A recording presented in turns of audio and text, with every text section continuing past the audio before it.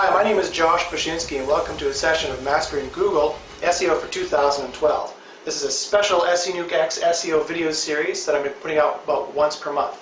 Before we get to the video, I'd like to introduce myself. I've been doing IT for about 20 years and SEO for about 12 years. First in the PHP CMS markets, moving through real estate, and lately in the affiliate health networks. I have a master's degree in normative information systems and rational decision theory. I'm a special SEO consultant for SENukeX, and I'm the SEO team lead for Cell Health Affiliate Network.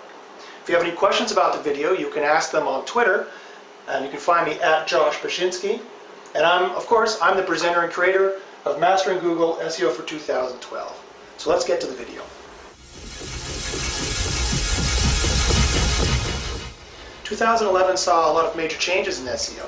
The standard on-page and off-page models of SEO was changed by Google adding usage being important. Not only that, but Google also made changes into the on-page and off-page models. For example, it's now important that your content be at least 50% unique. It's important that, of course, you have the exact match keyword or some partial match variation in your titles. The meta description is still important, not for SEO per se, but for your click-through rate from your search page snippet. The better the billboard, so to speak, you have on that page, the more people will click through in theory. And of course, they made an update to the freshness algorithm, where queries that are relevant and topical are going to be, pages that serve that content are going to be pushed higher up to the top. So you have to make sure that your pages are fresh, so to speak, that they're updated on a regular basis. On the off-page side, geolocation has, probably always will be from now on, very important.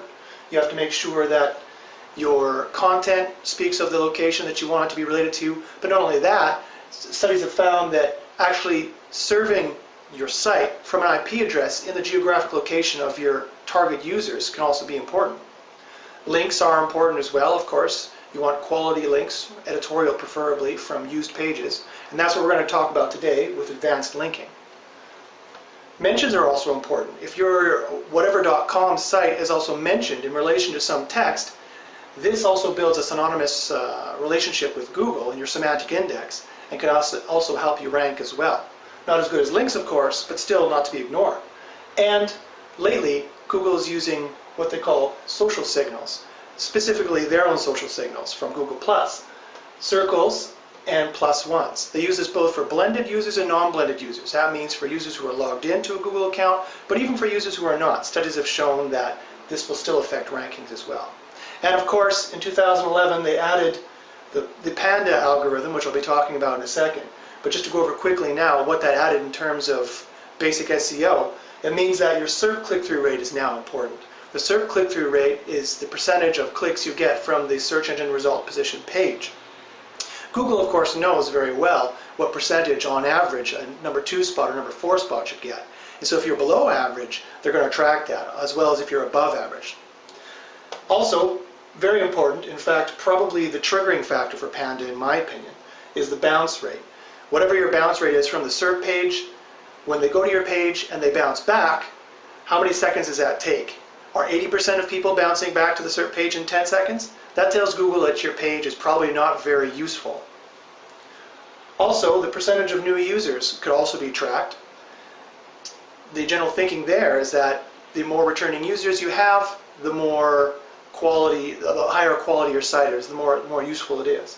And finally, the average time on site or the average time on page could also be tracked and used as well.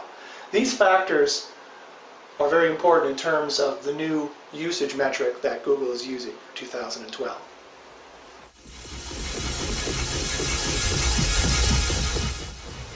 Okay, so the dreaded Panda algorithm update for 2011. Panda was an algorithm intended to find what's called spam content.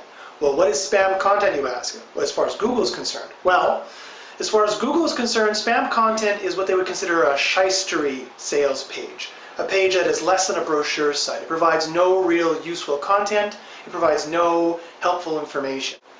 So, Panda was intended to find these pages, and there's only so many metrics they can use to do that. Now, I've already covered a few of them in terms of bounce rate. I think that's probably, in my opinion, the most important one. That's how they trigger it. There's other things that you can watch out for in terms of mastering Google and doing SEO for 2012. First, you can make sure that your content isn't spun professional. What do I mean by that? Well, I mean spun professional text is text that is unprofessional because the writer, whether it was a computer program that spun the text or a human being, didn't have good grammar. I think they're using this in the Panda algorithm. Furthermore, as I already mentioned, duplicated content is very important. Now everybody knows this, but not everyone realizes that it's not only just for the entire page duplicated, but it's snippets of text as well, paragraphs of text that are duplicated as well, in terms of like product page boilerplate content as well. And my experiments have shown that you have to have at least more than 50% unique. I prefer it to be 60% unique, in fact. My experiments have shown that Panda and PageRank trade sites back and forth. For example, you could just have a little bit of spun professional text and no other Panda problems per se, but Panda or Google still finds you and penalizes you. How or why? Well, because you could also have something like, for example, in the PageRank algorithm side of things, you could have what's called truncated PageRank, where all of your PageRank is coming from the tier 1 level, or 60% of it or more is coming from the tier 1 level. That means that your backlinks don't have backlinks. That means that they're just probably spam pages that have been used just for backlinking purposes. So remember, it's not one thing here that's probably going to sink you. Although if you had a very extremely bad bounce rate, that might do the trick. Or you have no links, well, you're not going to rank. But it's going to be a couple of these things that's going to catch you. So how do we handle that in SEO when we're trying to master Google? Well, it's very simple. Just don't do any of these things, right? It's very easy to build a page where that actually doesn't run afoul of any of these problems. Well, today I'm going to cover what I call advanced linking for 2012 and beyond. There is a lot of speculation in the SEO industry, and I'm among one of them, who think that Google is going to do for what they did for content last year with Panda, they're going to do to find spam links in 2012. And so I've come up with 3 main tactics you can use so that your backlinking pages don't get found by Google and your backlinks don't get found by Google, so you don't get penalized, or you have less of a chance of getting penalized, but your competitors do. And so when they drop out of the index, you're going to be right there to take their spot. So the 3 are this. One is, when you're making your backlinks, I would use something called rotating partial match anchor text. The anchor text is the text that people click on, that they can then go to another page. Traditionally in SEO, everyone has used what's called exact match anchor text. So if you want to rank for herbal shampoo, for example, you'd make 1,000 links pointing to your site right to the index page, herbal shampoo, herbal shampoo, herbal shampoo. This is very easy to find, and I have already seen sites being penalized for doing this. So I would suggest instead use rotating partial match anchor text. So for example, don't use herbal shampoo, don't use your exact match keywords, X, Y, Z, use just X, herbal, or just Y, just shampoo, Z, or a combination of them, XZ or YZ or YX, etc. The links look a little bit more what's called natural. And it wouldn't hurt, in fact, to add natural signals such as click here, or this is the best site for, or those kinds of natural signals into your links as well. Google spiders all of that information. And I think in the long run, it's going to help you out much better than just spamming the backlink pages with exact match phrases. Not only this, but it wouldn't hurt to have a call to action. Instead of just having herbal shampoo, you could have something like go herbal, exclamation mark. Get the best shampoo here. That's a partial match anchor text, right? Herbal shampoo are not beside each other, but they're still in the link. And it's a call to action, and it sounds natural as well. So I found using those tactics will rank your site just as highly, and experiments on say SEO Monster, for example, have been done that show that that will rank your site just as highly. But it will be much harder for Google to find. And I would suggest, finally on that point, not to use the same phrase any more than 20 or 30%. The only phrase you should be using is your brand phrase. So if you sell Josh's Herbal Shampoo, then you could have a bunch of links that say Josh's Herbal Shampoo, but even then you're risking it. But finally, if you have herbalshampoo.com, you want to build links, that would be fine as well. And of course, as I mentioned, you don't want to build them all to the index page. You want to do what's called deep linking. And my general rule of thumb is you want to have 40% to the index page and 60% to deep link pages. Using rotating partial match anchor text, that'll be much more natural and much harder to catch. Okay, the second one is link spikes. Link spikes are very simple for Google to find. Let's say you get 5 backlinks a day, 10 backlinks a day, and all of a sudden you get 20,000 backlinks a day. This is very easy for Google to spot, and they say, what the heck is going on here? Now, of course, if you're just doing this and you have no other problems whatsoever, Google may allow it. And don't forget, those 20,000 comment links you buy on Fiverr, for example, only about 1,000 of them ever get spotted by Google in the research that I've done. About 500 to say 800 of them are devalued right away anyway because they're comment links and they do a screen scrape and they can tell if it's a footer link, if it's a side nav link, if it's a comment link, and all those links are devalued anyway. So, you get what you pay for, right? If it's only $5, then that's how much those links are worth. There's actually a bigger problem is that when they see there's a huge link spike like that, that can actually get you penalized if you have any of these other problems going on because that screams spam tactics, right? So how do you avoid not getting penalized for link spikes? Well, it's very simple.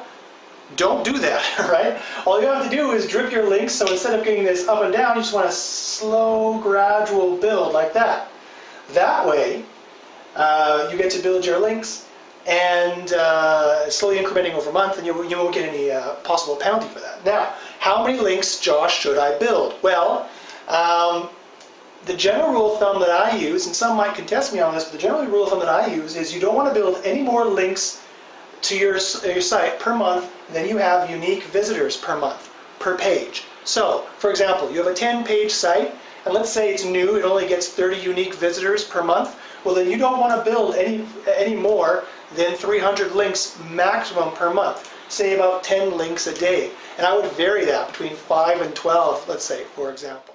That way you have a slow increment and you don't get all of a sudden 5,000 links a month to a brand new site that Google can tell no one is going to and everyone is clicking away from, right? They're using machine learning in their algorithms now, so they're looking for correlations. And in this case, correlation will become causation because they're going to see, oh, you've got 3 strikes against you, penalty.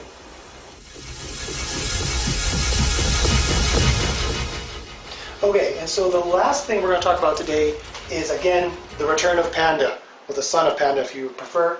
For 2012, I suspect that they're going to continue using the Panda algorithm to keep finding backlink pages that are what they consider spammy and remove them from your backlink profile. Now, I've already seen this in effect, and I've seen sites in the later half of 2011 already get affected by their backlinking pages being removed from the index. So, again, what we need to watch out for Panda is spun professional text and duplicate content. So how do we avoid it? Well, if we can avoid our backlinking pages being removed out of the index and considered a spam page by making sure that the text that's on it is above at least a grade 8 reading level. I would prefer a grade 12 reading level. So you're well above board when Google uses that in their Panda algorithm. Also, as also mentioned, I would make sure that that page, if you're spinning it, if you're using spinning software to create a version of it, or if you're getting it written by somebody else, check it in Copyscape, the final version, the final product, and make sure that it's at least 50% unique. I would prefer 60% unique. Because in my tests, I found that most spun content, no matter how hard you try, no matter how well you do it, usually is only about 50% unique. So I would try to go for 60% if possible. And there's going to be future Mastering Google sessions where I'm going to show you tips and tricks on how to do that. Why would you want to do that, Josh? Well, this is the reason why. Because my tests have also shown if you have 100 Tier 1 backlinks and 14 of them get spam flagged, you can also are in danger of getting a spam flag to your main site as well. And how do you tell you have a spam flag? Well, you'll notice that your page rank is suddenly become unranked the next time they do a toolbar update, or I've even seen it happen actually right away. The next time they do an update, the page rank can go down. The page rank can be much lower than another SEO score called Moz rank, so you can check that. And not only that, it can be set to 0. There's 2 other ways you can test to see if you've been penalized. The first is by searching for your URL in Google. A site should always rank number 1 for its URL. If it doesn't, you probably have some kind of a penalty. Not only that, check for your title for your index page. So whatever the title is, the full title, Herbal Shampoo, Buy Your Herbal Shampoo Here 2012, search for that whole thing and see where you show up in Google. If your title is unique enough and you're not in a very competitive market, you should show up at least in the top 50 spots. If you don't show up in the top 50 spots or top 100 spots for your own unique title tag, the whole thing, then you can even search it in quotations as well to be absolutely sure, then it's more than likely you have some kind of penalty going on. The in-depth way of shaking off a penalty is to be covered in future sessions, but for now I would say don't get the penalty. Follow these tactics that I've listed here that I will keep listing month after month to help you master Google, and you won't get a penalty to begin with, because once you've got one it can be difficult to get rid of it, but not impossible. There's other tactics that I will cover later on, but if you follow these things, you should either be able to avoid a penalty or to shake one off. So thanks very much for joining us today on Mastering Google for SEO for 2012. We'll see you again next time.